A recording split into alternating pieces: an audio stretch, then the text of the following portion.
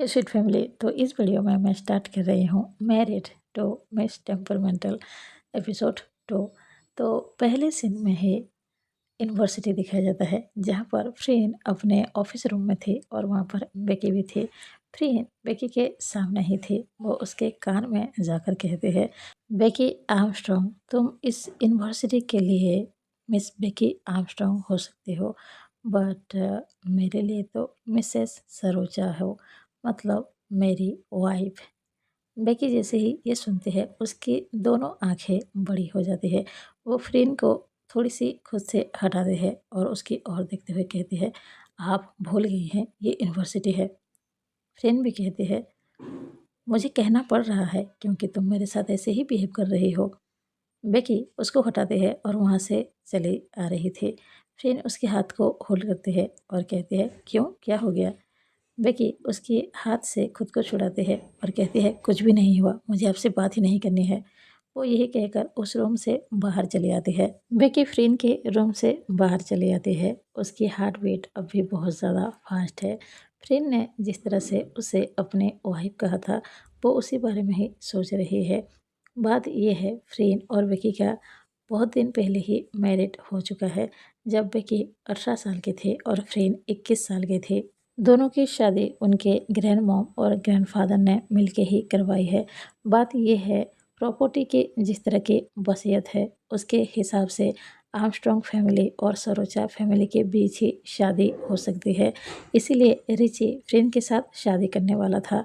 उन दोनों की एंगेजमेंट भी हो चुकी थी, बट रिची की तबीयत बहुत ज़्यादा ख़राब हो गया था। ऐसा लग रहा था शायद वो नहीं बचेगा। इसीलिए ही बेकी को फ्रेंड के साथ शादी करनी पड़ी। वो दोनों 4 साल से एक साथ हैं और अपने लाइफ अपने हिसाब से जीते हैं। फ्रेंड बेकी की शादी हो चुकी है, इस बारे में किसी को भी नहीं पता, सिर्फ उनके फैमिली को ही पता है। जब बेकी की शादी फ्रेंड के साथ हुई थी, बेकी उसकी फेस को देखकर सोचती थी, ये तो बहुत ज़्यादा ब्यूटीफुल है, एक प्रिंसेस की तरह लगती है, बट उसकी जो बिहेवियर है वो बेकी को बिल्कुल भी पसंद नहीं है, क्योंकि फ्रेंड हमेशा सिर्फ गुस्सा करते हैं। ऐसा लगता है जैसे वो पूरी तरह से कोल्ड हार्टेड है। वो किसी से शायद अच्छे से बिहेव भी नहीं कर सकती है।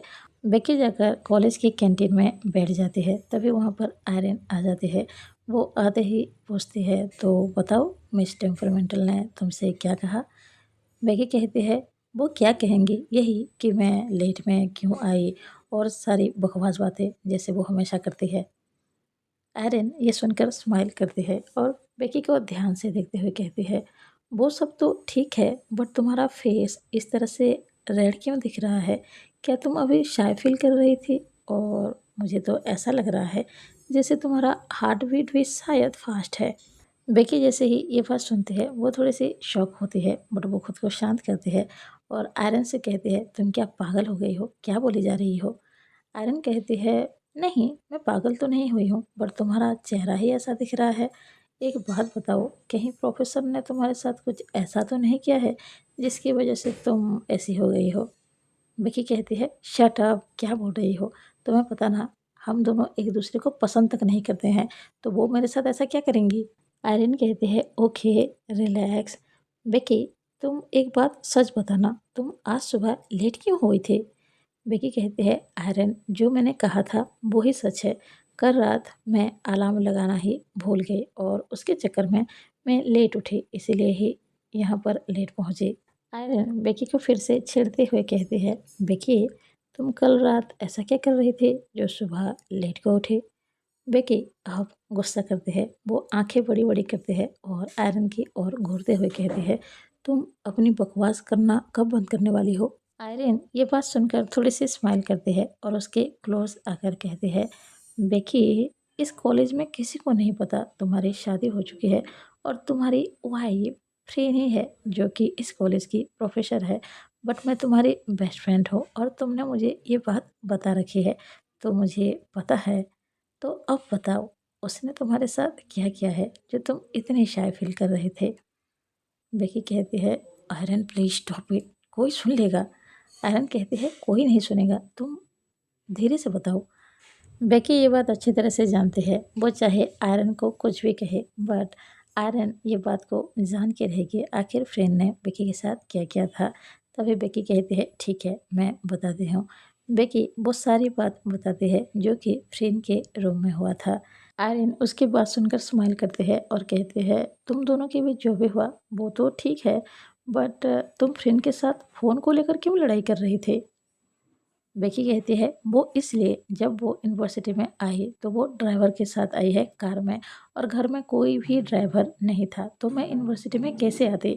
उस वक्त मुझे बहुत ज़्यादा परेशानी हुई थी, तो जब मैं यहाँ से जाऊँगी तो मैं बिली के साथ ही जाऊँगी, ये बात मैंने फ्रेंड को कही और मैं उस वक्त ही बिली को कॉल करने वाले थे, बट फ्रेंड मेरे हाथों से मोबाइल ही छीन लिया और तभी हम दोनों के बीच मोबाइल को लेकर लड़ाई हो गई।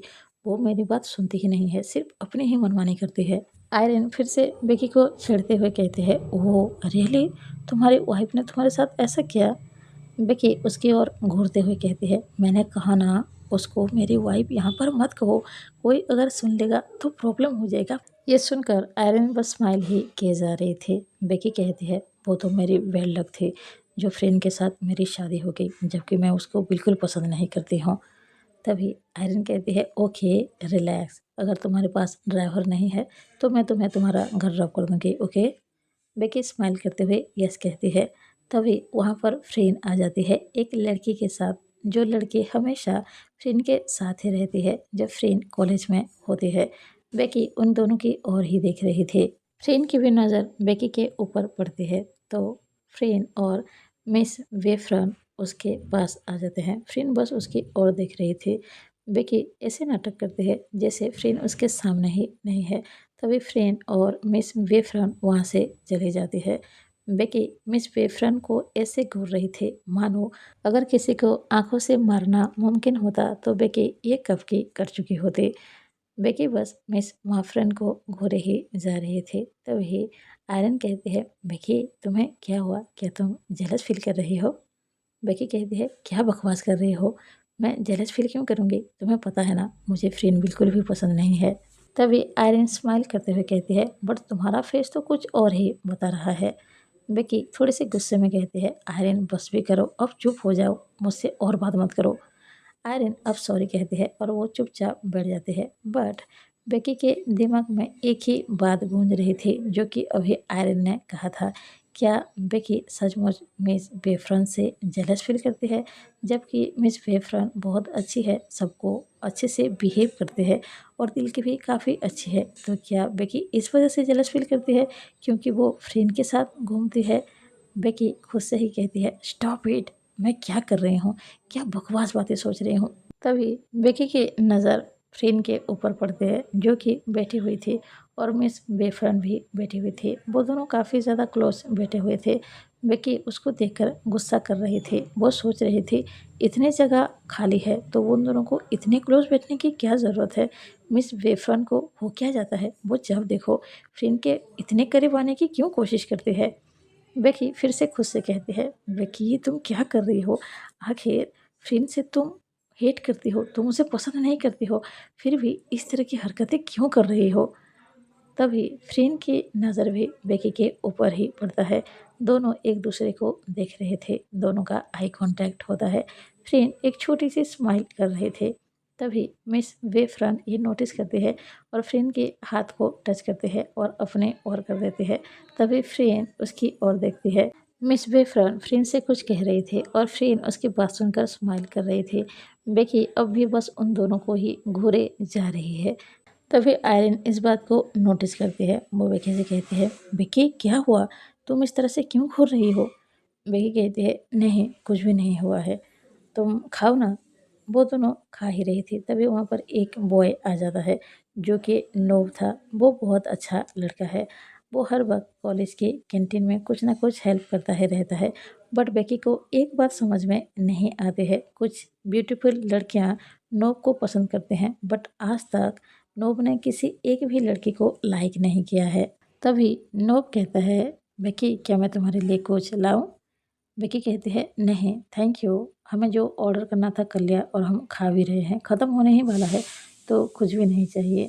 नोब स्माइल करते हुए कहता है बेकी अभी फ्रेश वाटरमेलन जूस मिल रहा है, मैं तुम्हारे लिए एक ग्लास ले आऊँ? बेकी स्माइल करते हुए कहती है ठीक है, अगर तुम इतने ही कह रहे हो तो एक ग्लास ले आओ। नोब स्माइल करते हुए किचन के अंदर जाता है और वो बेकी के लिए एक वाटरमेलन जूस ले आता है। बेकी भी स्माइल करते हुए उसको थैंक यू कहती है।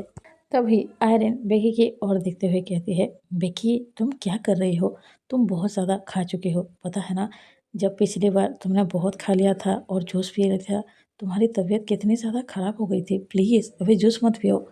बेकी कहती है, आयरन कुछ भी नहीं होगा, मैं ठीक हूँ। वो यही कहकर जूस पीने ही जा रही थी, तभी वहाँ पर मिस वेफरन आ जाती है और वो भी बेकी को स्टॉप करने के लिए कहती है, बट बेकी नहीं मान रही थी। मिस वेफरन कहती है, बेकी तुम्हारी तबीयत खराब हो जाएगी, प्लीज़ वाटरमेलन जूस मत पियो। बेकी कहती है, आपकी प्रॉब्लम क्या है? आप अपनी जगह पे जाकर बैठिए ना और आपका जो ऑर्डर है उसे खाइए। आप यहाँ आकर मुझे डिस्टर्ब क्यों कर रही हैं? मिस बेफरन कहती है, बेकी मैं तुम्हारे अच्छाई के लिए ही बोल रही हूँ। बेकी कहती है, आपको मेरे बारे में सोचने की ज़रूरत नहीं है। इस खाने का बिल मैं ही पे करने वाली हूँ, तो आपको तकलीफ़ नहीं होनी चाहिए। प्लीज़ आप यहाँ से जाइए और मुझे जो करना है मैं वही करूँगी। तभी फ्रेन वहाँ पर आ जाते हैं। वो आते ही कहती है, बेकी को मना करने की कोई ज़रूरत नहीं है, वैसे भी वो अपने दिल की ही करते हैं। फ्रेन कोल्ड वॉइस में कहते हैं, वो अपने दोनों हाथ को ग्रैब करे हुए थे और सामने की ओर ही आ रहे थे। बेकी उसकी ओर देखती है। फ्रेन सामने आकर कहते हैं, मिस वेफरन आपको तकलीफ उठाने की कोई ज़रूरत नहीं है, ये ऐसी ही है। तभी मिस वेफरन कहती है, बट फ्रेन इसको तकलीफ होती है ना? तभी आयरन भी कहती है, बेकी वो सही कह रही हैं, प्लीज़ इतनी ज़्यादा खाने की ज़रूरत नहीं है। तभी बेकी कहती है, तुम भी शुरू हो गई। फ्रेन कहती है तभी फ्रेन कहती है, आयरन तुम उसको क्यों बोल रही हो? तुम्हें पता है ना वो कितनी ज़्यादा ज़िद्दी है। उसको जो करना है करने दो। वैसे भी तकलीफ़ उसी को ही होगी, किसी और को प्रॉब्लम नहीं होगी।